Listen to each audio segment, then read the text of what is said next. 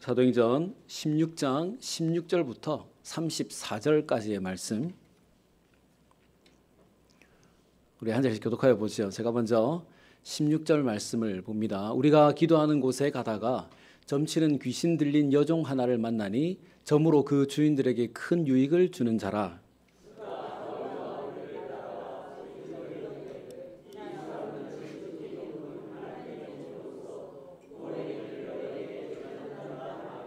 이같이 여러 날을 하는지라. 바울이 심히 괴로워하여 돌이켜 그 귀신에게 이르되 예수 그리스도의 이름으로 내가 내게 명하노니 그에게서 나오라 하니 귀신이 즉시 나오니라.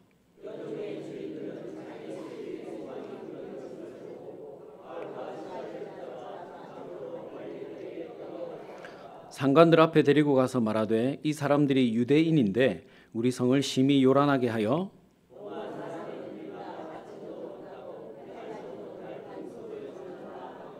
무리가 일제히 일어나 고발하니 상관들이 옷을 찢어 벗기고 매로 치라 하여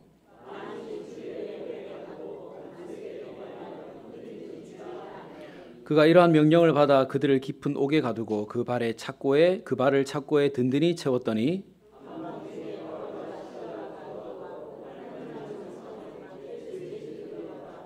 이에 갑자기 큰 지진이 나서 옥토가 움직이고 문이 곧 다 열리며 모든 사람의 매인 것이 다 벗어진지라.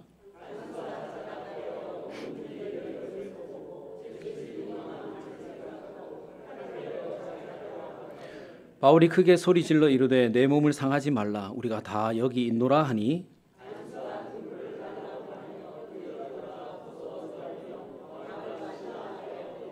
그들을 데리고 나가 이르되 선생들이여 내가 어떻게 하여야 구원을 받으리까 하거늘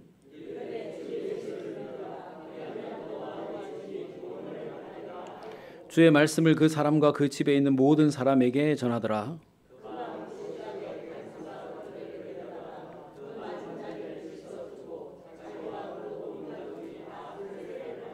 우리 같이요. 그들을 데리고 자기 집에 올라가서 음식을 차려주고 그와 온 집안이 하나님을 믿음으로 크게 기뻐하니라. 아멘. 할렐루야. 아멘. 우리 오늘도 예배하러 오신 여러분들을 주님의 이름으로 환영하고 또 축복합니다. 우리 예배하는 자들에게 주시려고 예배해 놓으신 하늘의 신령한 복과 땅의 기름진 복을 풍성히 받아 누리는 그런 시간 되시기를 다시 한번 축원합니다. 우리 앞뒤 좌우에 계신 분들께 이렇게 인사하죠. 오늘도 참 잘 오셨습니다. 은혜 많이 받으세요. 아멘. 여러분 최근에 캐대헌이라고 K-팝 데몬 헌터스라고 하는 애니메이션과 그 OST인 골든이라고 하는 이 노래가 엄청난 인기를 끌고 있습니다. 이 넷플릭스 그 시청 그 횟수가 2억 3,600만을 넘었고 골든이라고 하는 노래는 빌보드 차트 1위를 지금 하고 있습니다. 여러분 이 영화가 어떤 내용인가 하면 인간들을 죽이고 인간 세계를 지배하려는 마귀죠. 마귀. 이름을 거꾸로 써놨는데 이 마귀와 그 귀신의 세력들이 있는데 그 세력들을 노래로 막아낸다는 거예요. 노래로. 이런 내용입니다.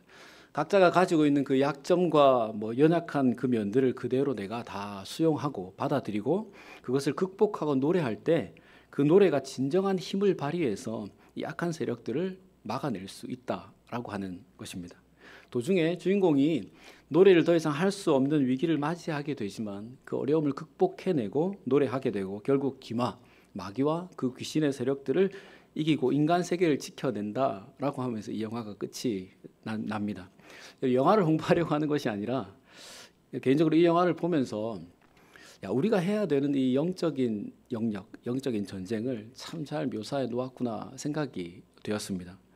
여러분 세상 영화에서도 영적인 세계, 마귀와 귀신의 세력이 있다는 것을 표현하고 또 보통 우리가 보는 히어로 영화에서는 보통 주인공의 그 어떤 초인적인 능력, 초능력으로 악한 세력들을 다 물리치는데 이 영화는 독특하게 그냥 평범한 사람이 이 노래의 능력으로 이 마귀의 세력을 물리치고 세상을 지켜낸다라고 하는 것입니다.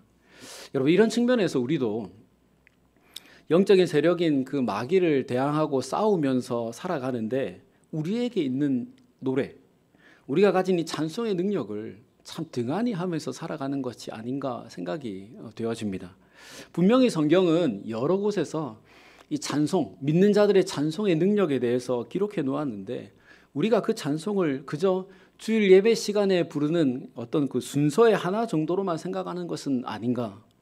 여러분, 우리가 말씀과 기도에 대해서는 대단히 강조를 하고 매일 접하지만 찬송은 그렇지가 않죠. 또 그러기가 조금은 쉽지가 않지 않습니까? 그래서 하나님을 찬송하는 자들에게 행하시는 하나님의 그 역사와 능력, 하나님께서 찬송하는 자들에게 주시려고 예배해 놓으신 그 은혜들을 우리가 많이 놓치고 살아가는 것은 아닌가 하는 생각이 듭니다.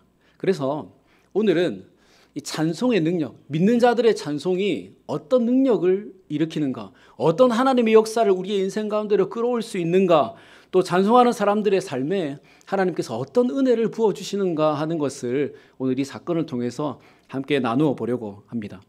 여러분, 오늘 말씀은 바울과 실라가 빌립보에서 막 전도를 시작할 때쯤에 일어난 사건인데요.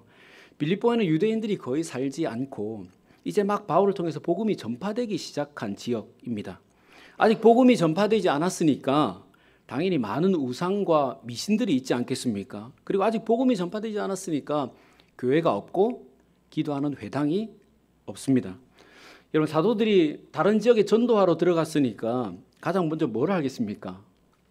기도할 것 아니겠습니까? 예배 처소는 없으니까 기도는 어디든지 할 수 있지 않습니까? 기도 처소를 찾고 있습니다. 그래서 16절 말씀에 기록된 대로 어디 기도할 것이 없나 하고 찾아 마을을 돌아다니고 있는데 그러다가 점쟁이 하나를 만납니다. 근데 이 점쟁이가 어떤 점쟁인가 하면 그 주인들에게 큰 유익을 주는 자라, 그 주인들에게 큰 이익을 주는 자라 그랬습니다. 귀신 들려 점치는 점쟁이가 있는데 그 주인들이 있다고 했습니다. 그러니까 이 점쟁이들이 개인 사업자가 아니라 여러 점쟁이들을 고용해서 점으로 사업을 하는 회사가 이 빌립보에 있었다는 것이에요. 여러분, 점을 가지고 사업을 할 정도였으니까 당시 에베소가 영적으로 얼마나 타락했는가 하는 것을 알 수 있지요.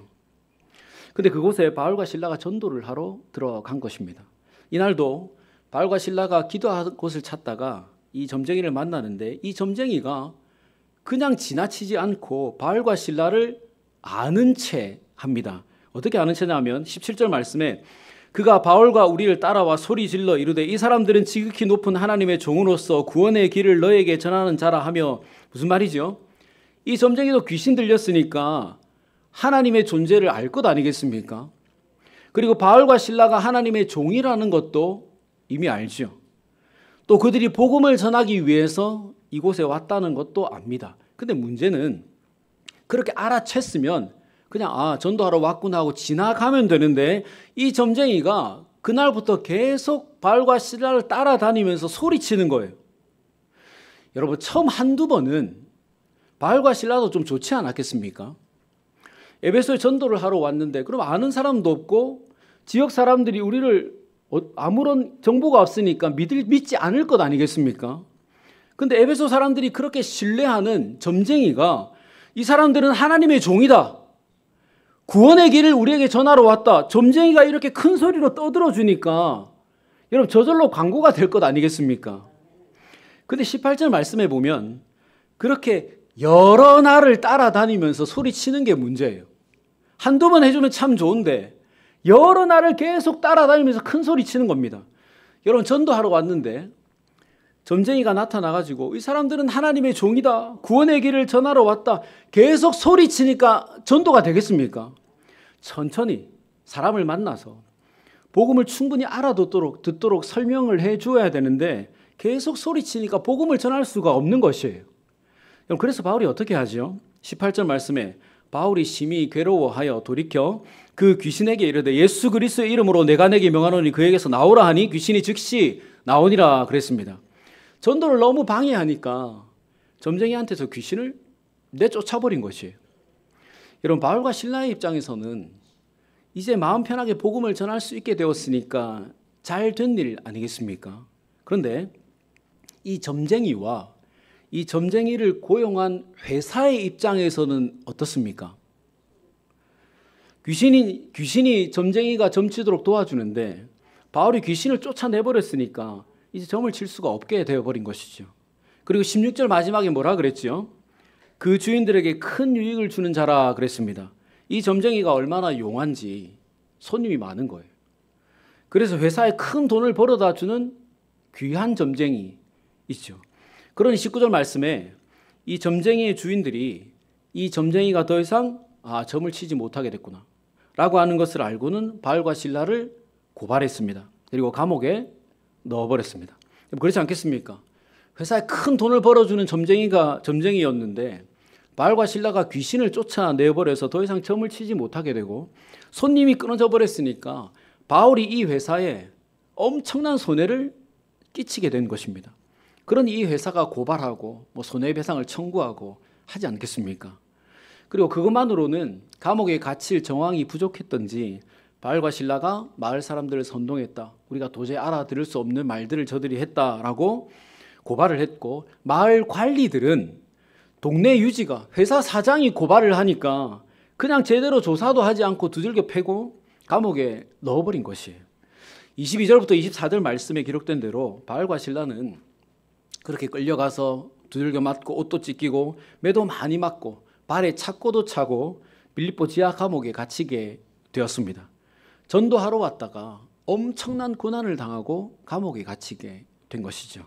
여러분, 근데 지금 빌립보 감옥에 갇히게 된 이 상황이 그냥 감옥에 갇혔다라고 끝날 만한 일이 아니죠. 상당히 위험하고 심각한 일입니다.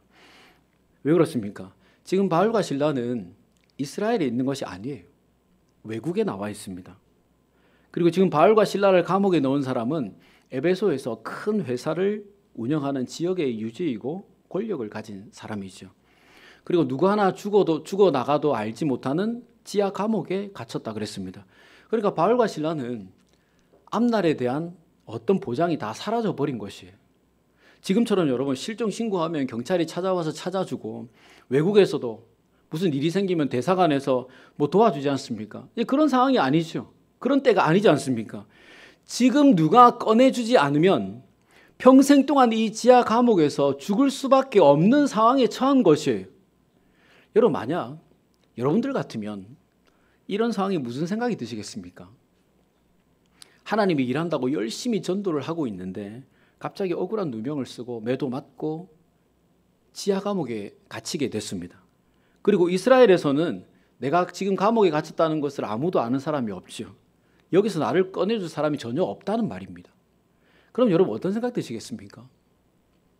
야, 내가 왜 귀신을 쫓아냈나? 그냥 차라리 다른 지역으로 가버릴 걸. 여기서 전도 못할 상황이면 그냥 다른 지역으로 갈 걸. 왜 굳이 내가 여기서 전도한다고 그 귀신까지 쫓아내버려서 내가 이렇게 됐나? 불평하고 후회하고 원망하지 않겠습니까? 아니면 저 간수라도 어떻게 매수해서 내가 빠져나가야지. 이런 생각하지 않겠습니까? 근데 여러분, 오늘 바울과 실라 어떻게 하지요? 우리 같이 25절, 26절 말씀을 읽어보겠습니다. 25절, 26절 말씀 우리 같이 봅니다. 자, 시작.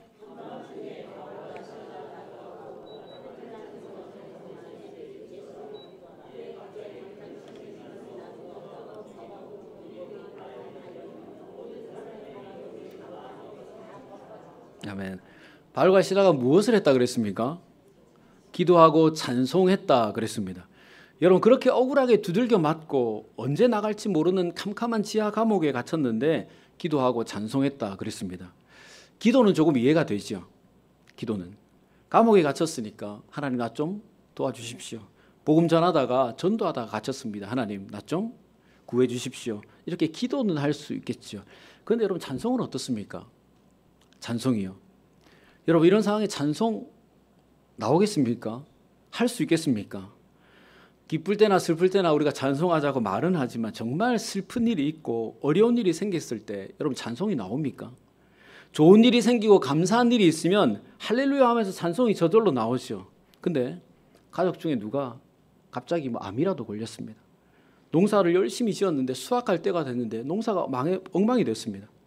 이번 달에 갑작스럽게 사고가 났습니다. 빚이 생겼습니다. 뭐가 잘 안 되는데 여러분 찬송이 나옵니까? 더워 죽겠는데 33도, 34도 되는데 찬송 나옵니까, 여러분? 죽겠다 소리가 먼저 나오죠.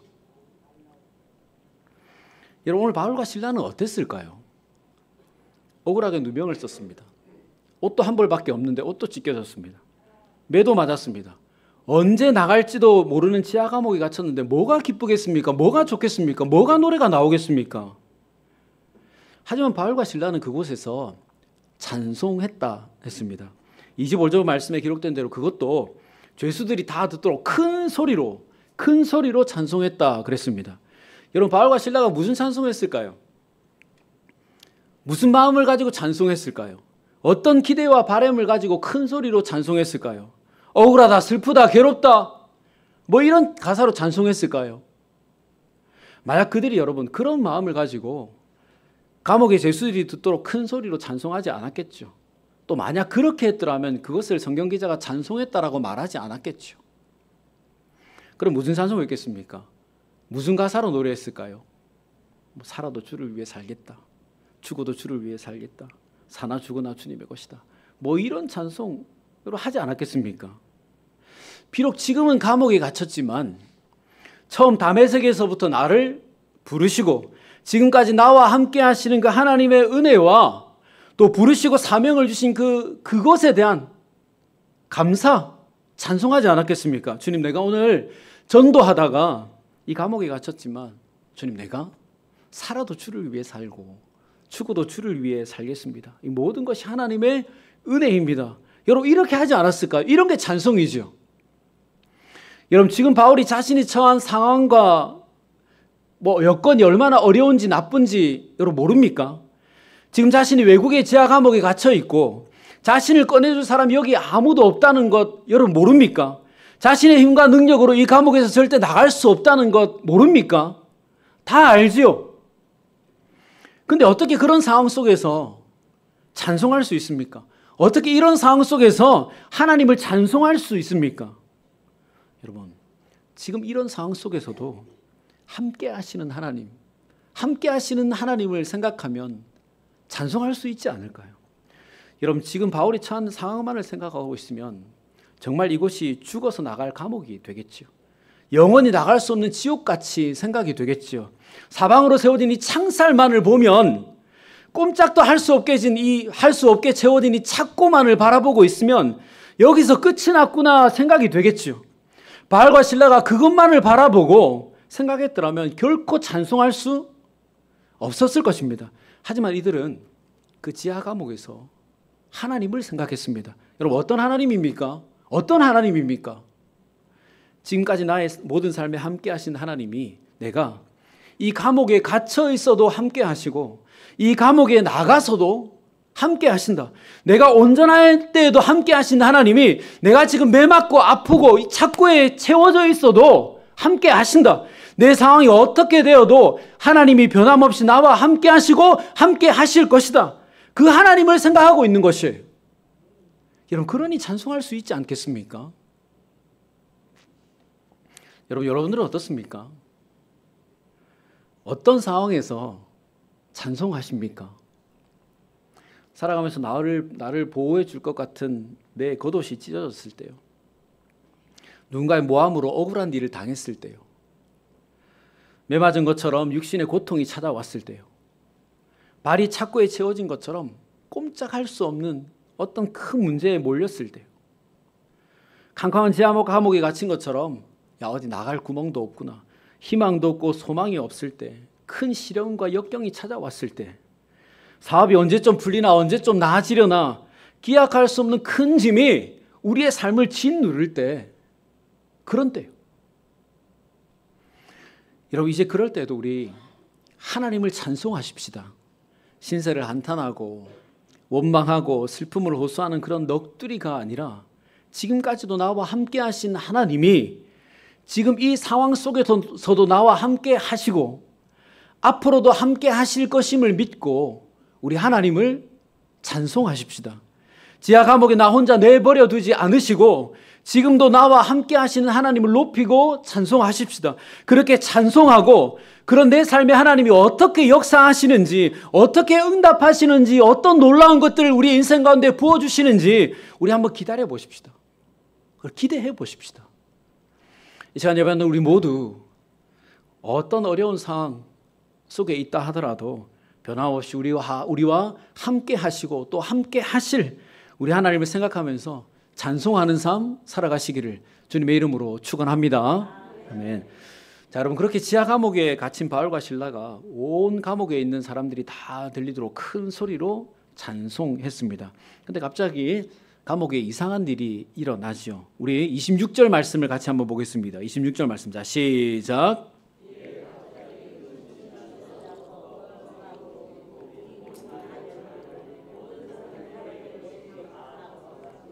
아멘. 무슨 일이 일어났죠? 바울과 실라가 지하 감옥에서 찬송, 큰 소리로 찬송하니까 갑자기 감옥에 지진이 일어났다 그랬습니다. 여러분, 먼저 보면 옥터가 흔들렸다, 옥터가 움직였다 그랬습니다. 그리고 문이 다 열렸다 그랬습니다. 그리고 메인 것이 다 벗어졌다 그랬습니다. 여러분, 이 상황을 가만히 한번 생각해 보십시오. 눈앞에 한번 영화처럼 그려 보십시오. 26절 말씀에 이에 갑자기 지진이 나서라고 했죠. 지금 일어난 이 지진이 바울과 실라가 한 이 찬송 때문이라고 인과관계를 만들어 주죠. 이해라고 했으니까요.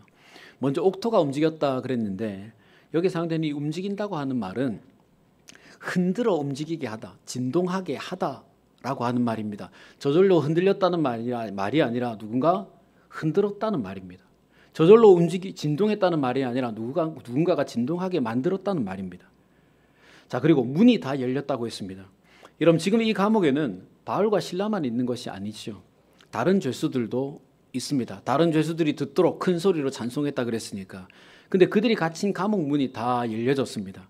그리고 발에 착고를 찼다고 했는데 그것도 다 벗어졌다. 수갑 같은 거죠. 발목에 차는 그것도 다 벗어졌다 그랬습니다. 여러분, 지하 감옥의 문이 다 열릴 정도로 이 지하 감옥이 흔들렸으면 얼마나 흔들렸을까요? 엄청나게 흔들렸다는 말 아닙니까? 감옥 문이 다 열릴 정도로 흔들렸는데 어떻게 그 지하 감옥이 무너지지 않았을까요? 그리고 27절 말씀을 또 보십시오. 밤에 지진이 일어나니까 간수가 자다가 깨지 않았겠습니까? 무슨 일이야? 뭐야? 뛰어가서 보니까 감옥 문이 다 열려져 있었습니다. 감옥 문이 열렸으니까 죄수들이 다 도망갔다 생각하지 않았겠습니까? 그래서 이 간수가 자결을 하려고 했습니다. 여러분, 당시에 이 감옥의 간수는, 감옥을 지키는 간수는 담당하는 죄수가 자살을 하거나 아니면 도망을 가면 그 죄수가 받아야 되는 벌을 간수가 대신 받아야 했습니다. 이것이 법이었습니다.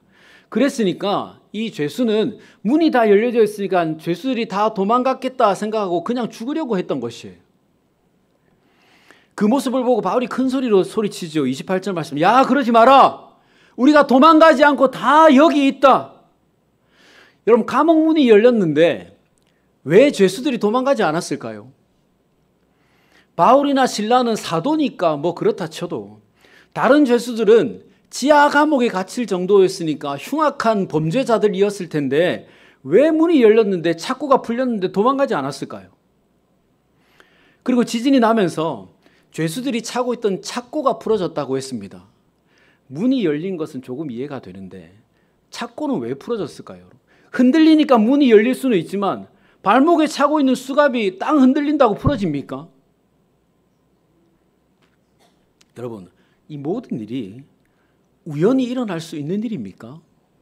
자연적으로 될 수 있는 일들입니까? 일이? 그러면 어떻게 일어났습니까? 네, 하나님이 역사하신 것이죠.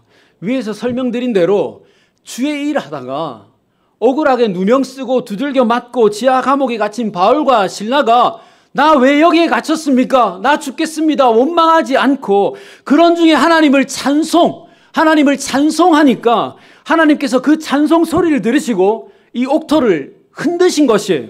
하나님께서 흔드시니까 이 지하 감옥에 갇혀있던 그 누구도 다치지 않고 문만 열려지게 된 것입니다. 그리고 하나님께서 그 죄수들 한 사람 한 사람의 마음에 역사해 주셔서 아무도 도망가지 않도록 막아주신 것이에요.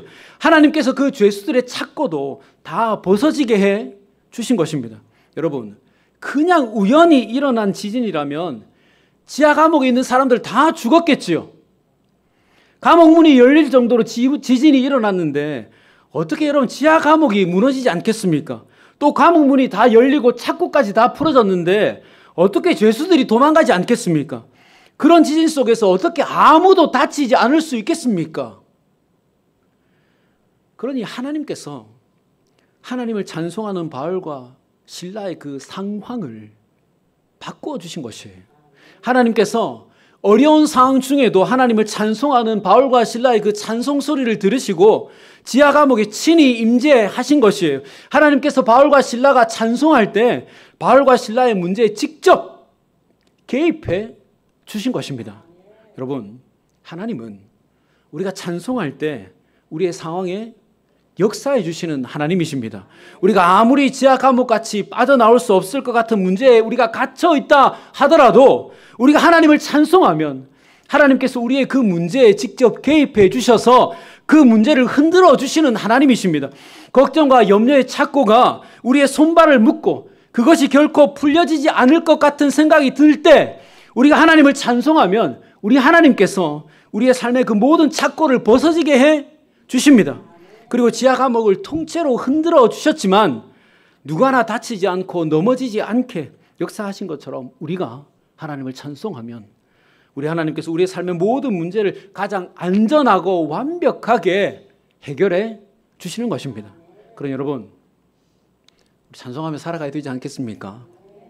기쁘면 기쁜 대로 찬송하고 힘이 들면 힘이 드는 대로 지금도 하나님이 나와 함께 하시지, 함께 하실 것이지 라고 믿고 우리 찬송하면서 살아가십시다.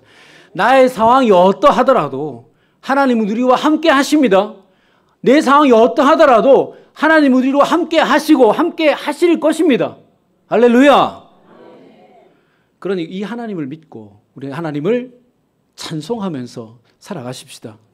그러니 이 시간 예배하는 우리 모두 살면서 어떤 상황, 좋든 나쁘든 슬프든 기쁘든 어떤 상황이 처하게 되더라도 변함없이 우리와 함께 하시는 하나님을 찬송하는 삶 살아가셔서 그런 자들에게 주시는 그 문제에 친히 개입하시고 해결하시는 하나님의 놀라운 역사를 매일 경험하게 되시기를 주님의 이름으로 축원합니다.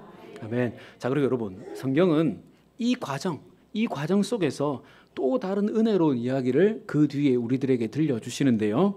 우리가 그렇게 하나님을 찬송하면 우리에게뿐만이 아니라 우리 주위에 있는 또 다른 사람들에게 다른 차원의 은혜가 주어지게 됩니다. 아니, 다른 차원의 은혜를 하나님이 주십니다. 우리 29절 30절 말씀을 같이 한번 보겠습니다. 29절 30절 말씀 같이 봅니다. 자, 시작.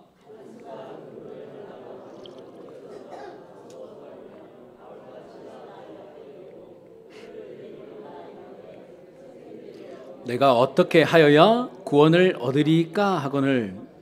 여러분, 이 질문도 좀 이상하지 않습니까? 감옥에 지진이 났는데 간수가 왜 바울과 실라 앞에서 엎드렸을까요? 그리고 방금 전까지 감옥에 갇힌 죄인이었는데 지금은 뭐라 부릅니까? 죄수 1번, 2번 이렇게 부르지 않고 선생들이여 이렇게 부르시죠. 또 바울과 실라에게 무엇을 물어봅니까? 어떻게 하여야 구원을 얻을 수 있습니까? 여러분, 지금 이 간수는 자기 눈앞에 있는 바울과 실라가 이 사람들은 보통 사람들이 아니구나, 감옥에 갇혀 죽을 사람들이 아니구나 라고 하는 것을 알아버린 것이죠. 그리고 내가 어떻게 구원을 얻을 수 있습니까? 라고 이들에게 묻지 않습니까? 여러분, 바울과 실라가 누구를 구원해 줄 수 있는 사람입니까? 바울과 실라가 누구를 살려낼 수 있는 사람입니까? 아니죠. 그럼 이 간수가 본 것은 무엇입니까? 바울과 실라의 찬송에 응답하시는 하나님의 역사를 보고 저들이 찬송하는 하나님이 진짜 살아있구나 라고 하는 것을 간수가 알아버린 것이에요. 여러분, 이것이 얼마나 큰 은혜입니까? 얼마나 큰 역사입니까? 그러니 어떻게 하면 구원을 얻을 수 있습니까? 라고 하는 것을 바울과 실라에게 물어보죠. 그리고 여러분, 여기서 우리가 너무도 잘 아는 그 말씀이 나오는데요. 우리 같이 31절 말씀을 한 번 더 보겠습니다. 31절 말씀, 자, 시작. 이르되 주 예수를 믿으라. 그리하면 너와 내 집이 구원을 받으리라 하고. 아멘. 여러분, 보통 사람 같으면요, 바울이 자기를 자랑했겠죠. 야, 내가 이렇게 찬송하니까 이런 일이 일어나지. 내가 대단한 사람이니까 이런 역사가 일어나지. 이렇게 했겠죠. 근데 바울은 그 상황에서 누구를 이야기합니까? 하나님. 예수님을 믿어야 구원받는다.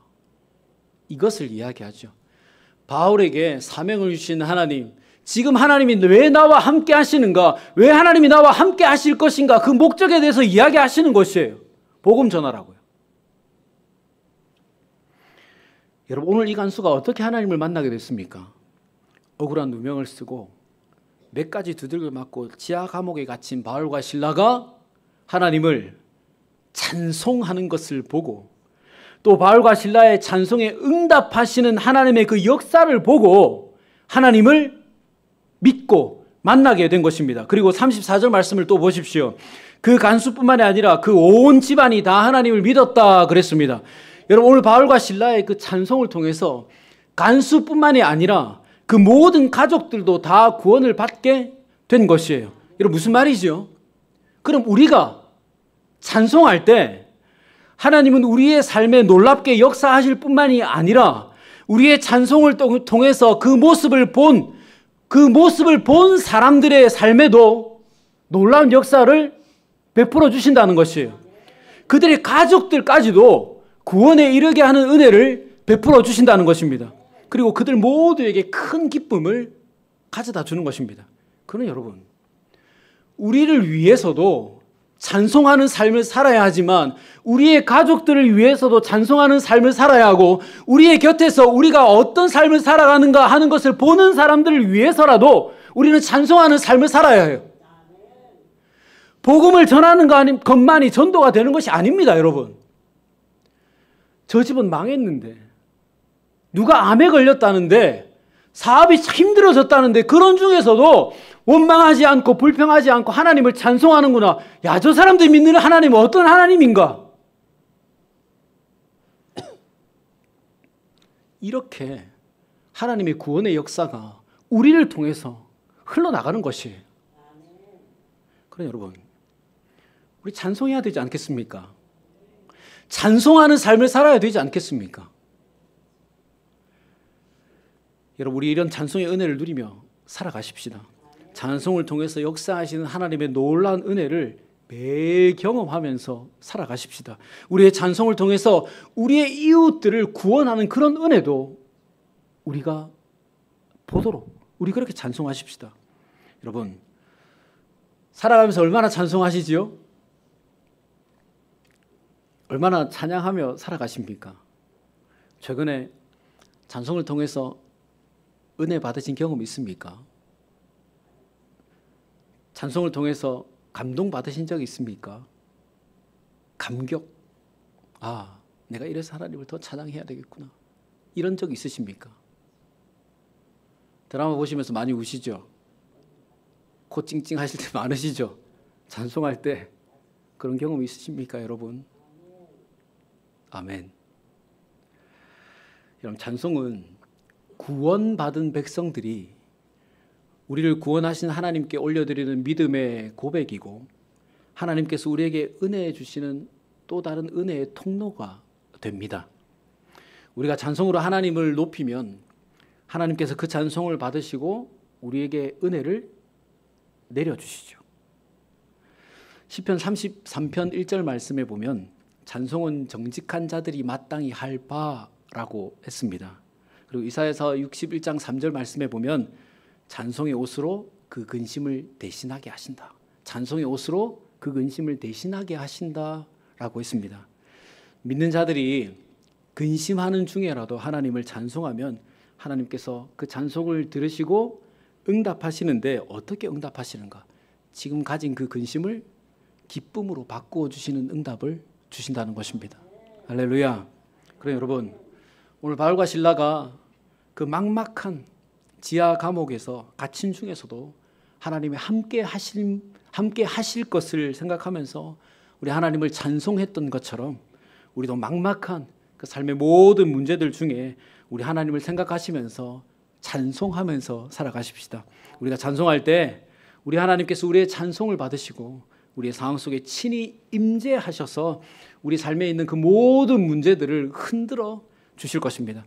그리고 서두에서 제가 언급한 이 영화의 내용과 같이 우리가 이 세상에서 믿는 자로 살아가는 이상 우리 주님이 오실 때까지 우리의 모든 삶은 사단과의 영적인 전쟁 중에 있는 것입니다. 그리고 사단은 우리가 삶 속에서 찬송하지 못하도록 만들려고 할 것이고 찬송의 능력을 우리가 경험하지 못하도록 그렇게 막으려고 할 것입니다. 찬송을 통한 하나님의 은혜와 역사를 경험하지 못하도록 우리를 그렇게 만들어 갈 것입니다. 그러니 여러분, 우리 더욱 그런 중에 더욱 하나님을 찬송하십시다. 찬송을 통해서 우리 삶에 있는 수많은 그 영적인 전쟁들을, 사단의 도전을, 사단의 영적인 전쟁들을 완전히 이기며 살아가십시다. 그러니 집에서도 여러분 찬송하십시오. 트로트만 따라 부르지 마시고 찬송도 하십시오. 직장에서도 할 수 있으면 찬송해 보십시오. 큰 소리로 부르는 것이 그렇다 하시면 허밍으로라도 흥얼거려 보십시오. 교회에서는 더욱 목청을 다해서 큰 소리로 찬송해 보십시오. 우리 하나님께서 우리가 드리는 그 모든 찬송을 기쁘게 받으시고 반드시 우리의 삶에 역사해 주실 것입니다. 여러분, 우리 하나님은 어떤 하나님이십니까? 우리의 찬송을 기쁘게 받으시고 찬송하는 자와 함께 하시고 놀라운 역사를 일으켜 주시는 좋으신 하나님이십니다. 그러니 우리 하나님을 찬송하면서 살아가십시다. 우리 하나님께서 우리의 찬송을 들으시고 우리의 삶의 문제들을 흔들어 주실 것이고 닫힌 문들을 다 열어 주실 것이고 매인 것들을 다 벗어지게 해 주실 것이고 묶인 것들을 다 풀어 주실 것이고 문제 속에서 그 누구도 어려움 당하지 않고 넘어지지 않고 모두가 평안을 경험할 수 있도록 우리 하나님께서 친히 역사해 주실 것입니다. 그리고 우리의 찬송을 통해서 또 다른 누군가가 구원의 은혜를 경험하는 그런 역사도 행해 주실 것입니다. 우리 그러므로 흔드시고 풀어주신다라는 생각을 가지고 감옥 같은 어려운 상황 속에서라도 우리 하나님의 함께 하심을 믿고 찬송하면서 살아가셔서 삶에 갇히고 묶인 모든 문제와 어려움을 흔드시고 풀어주시는 우리 하나님의 놀라운 은혜와 역사를 매일 경험하는 복된 인생들 살아가시기를 주님의 이름으로 축원합니다. 우리 같이 기도하겠습니다. 오늘도 우리의 찬송을 받으시는 주님 감사합니다. 지하 감옥에 갇혔지만 함께 하시는 하나님을 생각하며 찬송하던 바울과 실라의 이야기를 나누어 봅니다.